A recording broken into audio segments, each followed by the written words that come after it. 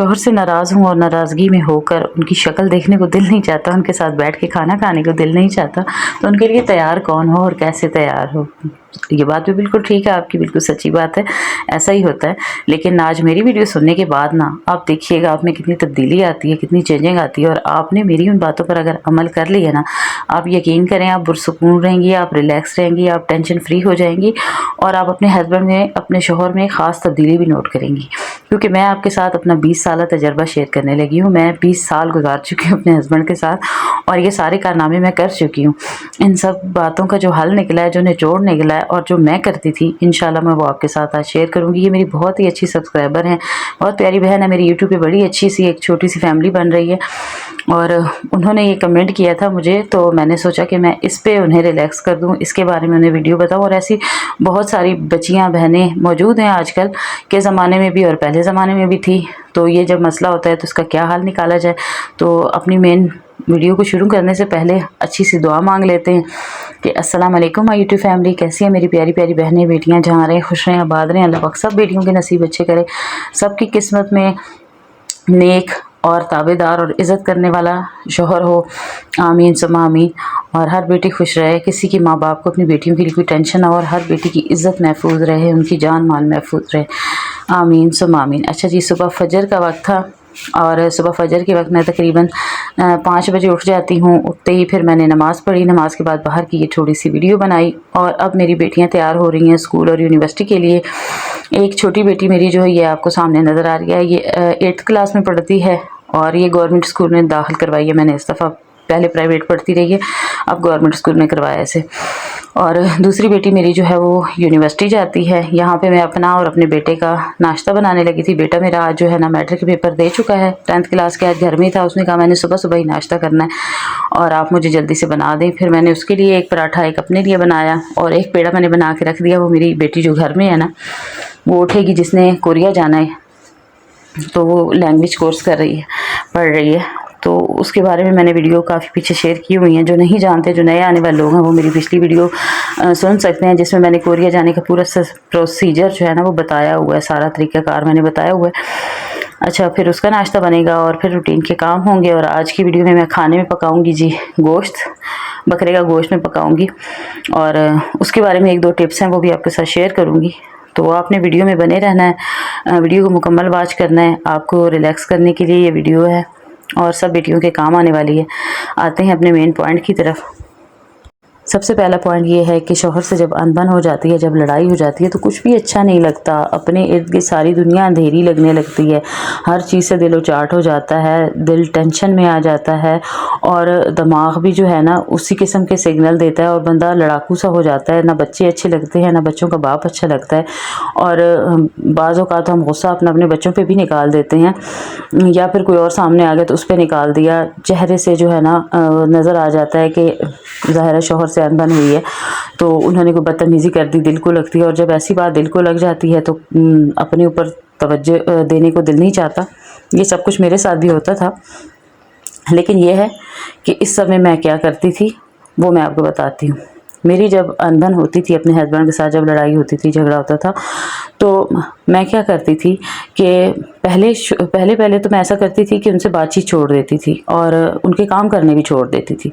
उसका मुझे क्या नुकसान होता था कि मेरी जेठानी मेरी काम घर के संभाल लेती थी। मेरे हस्बैंड ज़्यादा उसके करीब होते जाते थे कि वो मेरी इज़्ज़त करती है, मुझे टाइम पे खाना देती है, मेरे काम नहीं छोड़ती और बातचीत करती रहती है। तो फिर जब मैंने इस चीज़ को नोट किया कि इसकी वजह से तो मेरी अपनी और मेरे हस्बैंड मुझसे दूर हो रहे हैं और वो बाहर जो है ना दोस्तों में टाइम स्पेंड करना उन्होंने शुरू कर दिया, दोस्तों को टाइम देना शुरू कर दिया। जिस तरह मैं उन्हें इग्नोर करती थी, उन्होंने मुझे इग्नोर करना शुरू कर दिया। देखिए, एक बीवी की दुनिया जो होती है वो सिर्फ शौहर की हद तक होती है, लेकिन जो शौहर होता है ना, मर्द होता है, उसकी दुनिया बाहर भी मौजूद होती है।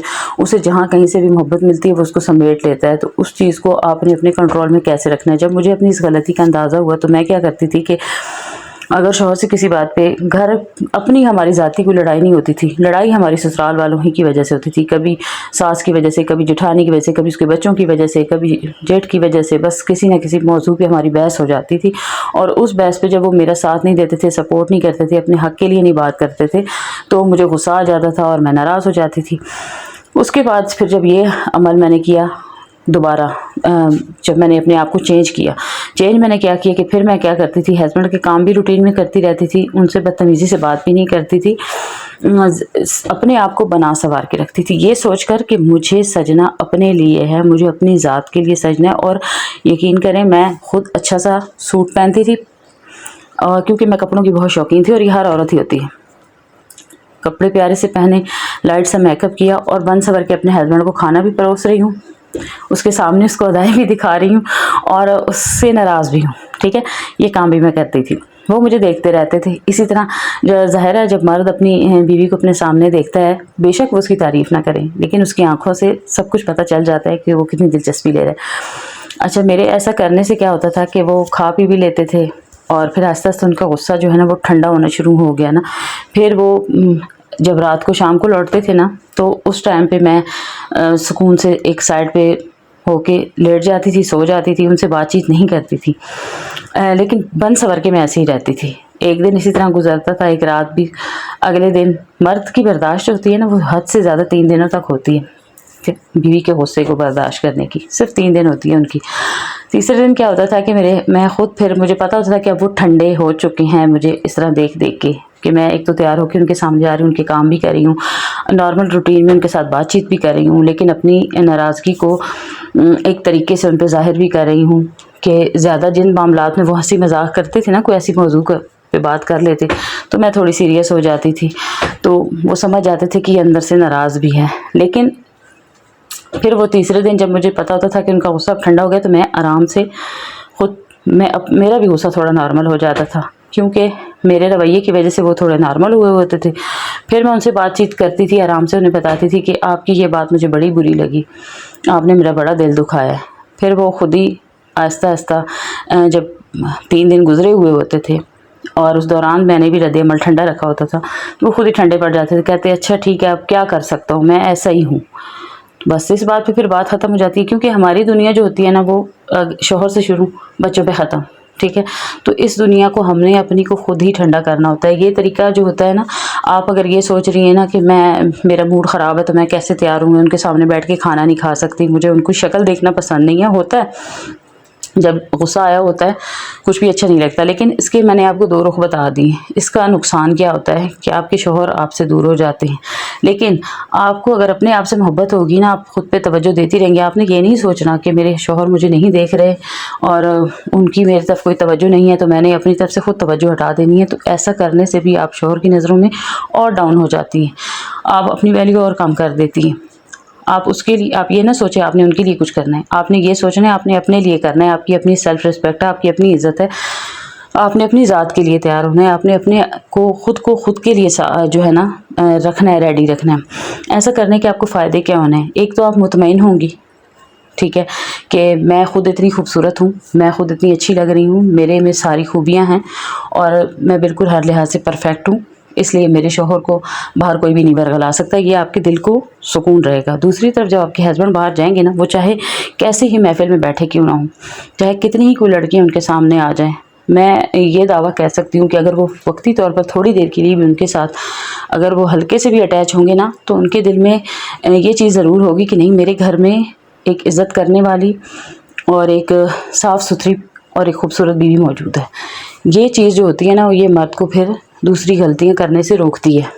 आप अपने आप को जब मासी बना लेती हैं ना, टेंशन में आ जाती हैं, उससे क्या होता है कि अपनी सेहत भी ख़राब होती है, चेहरे पे झुर्रियाँ भी आ जाती हैं, चेहरे की रौनक ख़त्म हो जाती है और हस्बैंड आपको गंदी हालत में देखे और चिड़चिड़े हो जाते हैं। ठीक है, उन्हें और ज़्यादा गुस्सा आने लगता है, वो उनकी नज़र में आपकी वैल्यू और कम हो जाती है। वो कहते हैं कि चीज़ क्या है, इसमें तो कुछ है ही नहीं, फिर भी ये मुझे नखरे दिखा रही है। तो शौहर को नखरे दिखाने हैं ना, तो कोई चीज़ बन के दिखाओ, कोई चीज़ उसके सामने इस तरह रहो, अपनी वैल्यू इस तरह बना दो कि उसे लगे कि वाकई ये चीज़ है नखरे वाली, इसका नखरा करना हक बनता है, इसका नाराज़ होना हक बनता है, ताकि उसको आपकी नाराज़गी से, आपकी चिड़चिड़पन से उसे फ़िक्र हो। और ये काम मैंने 20 सालों में नहीं छोड़ा, मैंने इसी तरह किया है। यहाँ तक कि अभी मेरे हस्बैंड मुझे कहते हैं कि जब मैं बहुत गुस्से में होती हूँ ना, मैं गुस्से वाली बहुत हूँ, मेरे हस्बैंड बहुत ठंडे मिजाज के हैं, मैं गुस्से वाली हूँ।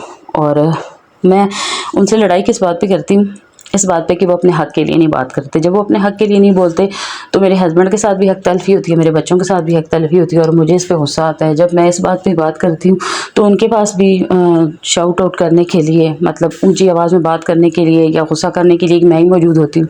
तो वो फिर बदले में मेरे साथ ऊँची आवाज़ में बात करते हैं और वो मुझे पसंद नहीं है। उस बात पे फिर मैं नाराज़ हो जाती हूँ, लेकिन नाराज़गी में मैं अपना ये रद्द-ए-अमल नहीं छोड़ती। तो वो मुझे कहते हैं कि जब मैं तुमसे राज़ी होता हूँ, ठीक होता हूँ, तब तो तुम इतना बनती सवरती नहीं हो, ना अपनी इतनी परवाह करती हो। क्योंकि जैसे ही मैं नाराज़ होता हूँ तुम तो ऐसे खिलखिला उठती हो कि दुनिया जहान पे आ गई हो। तो ये काम आपने लाज़मी करना है और आपने मुझे बताना है कमेंट में कि ऐसा करने से क्या फ़र्क पड़ा है। अच्छा, अपने ज़हन में ये नहीं लाना आपने कि मैं जो हूँ शौहर से नाराज़ हूँ तो मेरी दुनिया ख़त्म होगी। नहीं, आपकी दुनिया थोड़े दिनों के लिए ख़राब होती है। वक्ती तौर पे गुस्सा आया होता है ना, खामोश होकर साइड पे आप भी हो जाएं, वो भी हो जाए। हमारे घर में क्या है कि लड़ाई मेरी तरफ से शुरू होती है, मेरे हस्बैंड की तरफ से शुरू नहीं होती। वो इस लिहाज से अच्छे हैं। लेकिन अगर आपके घर में आपके हस्बैंड की तरफ से लड़ाई शुरू होती है ना, तो उस टाइम पे आप साइड पे हो जाएं। ऐसे मौजू को ही ना छेड़ें जिससे आपके बीच में झगड़ा हो, क्योंकि वक्त गुजरने के साथ सब कुछ ठीक हो जाता है। ठीक है, अपने ऊपर तवज्जो दें, अपने साथ प्यार करें, अपनी ज़ात से मोहब्बत करें। ऐसा करने से आपके बच्चे भी आपसे खुश होंगे। दूसरा मेन चीज़ ये है कि जब भी घर से बाहर निकलना है, जब भी जाना है, अपने हस्बैंड के साथ आप कहीं पे भी जा रही हैं, ठीक है, चाहे आप घर से घर तक का आपका फ़ासला है, अपनी पर्सनैलिटी बना के रखें। खुद अच्छा सा बन सवर के निकले वहाँ से, तैयार होके अपने हस्बैंड के साथ। ये नहीं कि हस्बैंड ने कहा है फ़लानी जगह जाना है, बस ठीक है, जो चप्पल पहने वही पहने रखो, जो चादर है पुरानी वही कर ली, मुंह धुला हुआ है ठीक है, कुछ नहीं लगाया हुआ तो कोई बात नहीं, ऐसे साथ चल पड़ेंगी। तो जो आप जहाँ जाएंगी ना, वहाँ पे भी अगर कोई आपसे ज़्यादा खूबसूरत आपके सामने आ गई ना, तो आप वहाँ पे परेशान हो जाएंगी, आप वहाँ पे कम्प्लेक्शन का शिकार हो जाएंगी। आपके जहन में ये होगा कि ये तो बड़ी खूबसूरत है।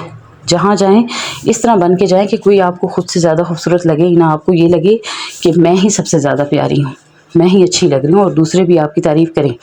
ये काम करने से भी आपके हस्बैंड जो है ना, वो आपकी और ज़्यादा इज़्ज़त करेंगे और ज़्यादा आपसे प्यार करेंगे। तो ये मेरे वीडियो पे कमेंट आया हुआ था, तो मैंने सोचा चलें इसके बारे में तफसील से आपको बता दूं, ताकि आप लोग थोड़ी रिलैक्स हो जाएं और इसका कोई फ़ायदा भी उठा सकें। हम लोग पूरी ज़िंदगियाँ अपनी जो है ना ज़ाया कर देते हैं, अपनी पूरी ज़िंदगी नाराज़गी, लड़ाई झगड़े और फसाद में रहना। जब उसी बंदे के साथ है, उसी के साथ जीना है, उसी के साथ मरना है और कोई ऑप्शन नहीं है, वही घर है, वही बच्चे हैं, वहीं पे गुजरनी है, तो अपनी जवानी को क्यों ज़ाया करें। देखिए, जवानी आते हुए बताती है, जाते हुए नहीं बताती। जब आपका टाइम गुजर जाता है ना, उस वक्त आपको पछतावा होता है, हाँ काश उस वक्त मैंने ये ना किया होता, ये किया होता तो ऐसा ना होता। तो उस पछताव, तो फिर आप जिस हाल में रह रही होती हैं उसमें भी आप टेंशन में हैं, जब वो गुजर जाता है तब भी आप परेशान होती रहती हैं। तो अपने हाल को इतना बेस्ट बनाएं कि माजी की आपको कोई फ़िक्र ही ना रहे। ठीक है, और जब वो हाल गुजर भी जाए ना, तो आप अपने पीछे अच्छी इतनी यादें हों कि आप उनको सोच के आप हंसें, आप खुश रहें। ऐसी यादें अपने लिए कायम रखें। इसलिए ख़ुद पे तवज्जो दें, अपनी ज़ात के लिए ख़ुद से मोहब्बत करें, अपनी ज़ात के लिए। शौहर को नखरे दिखाएं, अदाएँ दिखाएं, लेकिन कुछ बनकर, ताकि उन नखरों का, उन अदाओं को से फ़र्क भी पड़े। तो ये थी मेरी छोटी सी मोटिवेशनल वीडियो। अच्छी लगे तो लाइक सब्सक्राइब ज़रूर करना है। उम्मीद है मेरी जो है ना ये वीडियो और ये बातें उस बहन के काम आ जाएंगी जो ये कह रही हैं कि जो है ना शौहर के साथ बैठ के जब गुस्से में हो तो उनके साथ बैठ के खाना खाने को दिल नहीं चाहता, उनके लिए तैयार कौन हो। तो आपने तैयार होना है, खाना भी खाना है, साथ बैठना भी है, नाराज़गी अपने दिल में रखनी है, उनके सामने अपना एक रोब, अपनी पर्सनैलिटी रखनी है। उस पर्सनैलिटी रखने का आपको कितना फ़ायदा होना है, ये आपने मुझे जब इस पे अमल कर लेंगी ना, तो आपने मुझे बता देना। और अगली वीडियो में बनाऊँगी कि शौहर तारीफ़ नहीं करते, क्यों नहीं करते और उस पर क्या करना चाहिए, वो मैं आपके साथ अगली वीडियो में शेयर करूँगी। इसलिए अगली वीडियो का इंतज़ार करना है और दुआ में याद रखना है और मुझे कमेंट में बताना है कि आपको मेरी बातें कैसी लगी और किस किस के साथ ऐसा होता है, कमेंट ज़रूर कीजिएगा। बकरे के गोश्त के बारे में आपको टिप ये देनी थी कि अगर गोश्त आपका बहुत ज़्यादा गल जाए ना, आप देखेंगे अभी फ्राई करनी है और गोश्त गल चुका है और पानी में मौजूद है बीच में, तो आपने पानी को बीच में से छान के अलग से निकाल के रख देना है और उसी पानी को आपने भुनाई करते हुए इस्तेमाल करना है। जैसे जैसे आप सालन की भुनाई करेंगी घी डाल के, वही पानी तड़के के तौर पे आप उसमें डालती रहिए, थोड़ा थोड़ा करके डालना है और अच्छी तरीके से उसकी भुनाई करनी है। ऐसा करने से क्या होगा कि अगर आपका गोश्त गल भी गया है ना, तो वो टूटेगा भी नहीं नहीं, जल्दी आप उसमें से फालतू पानी निकाल देंगी और उसी पानी को बीच में डाल के जब आप भुनाई करेंगी तो प्याज जो है ना वो अच्छे तरीके से भुनाई के दौरान गल भी जाएंगे और आपका सालन भी वैसे ही मज़ेदार बनेगा। उसके बाद आपने उसमें इतना पानी डालना है जितना आपको शोरबा चाहिए। 1 से 2 बॉयल आएँ, आप चूल्हा बंद कर दें और बीच में कसूरी मेथी, गरम मसाला और हरा धनिया डाल दें और थोड़ी देर आप उसे छोड़ देंगी तो सारा ऑयल, सारा घी ऊपर आ जाएगा और बहुत मज़े का गोश्त बनेगा।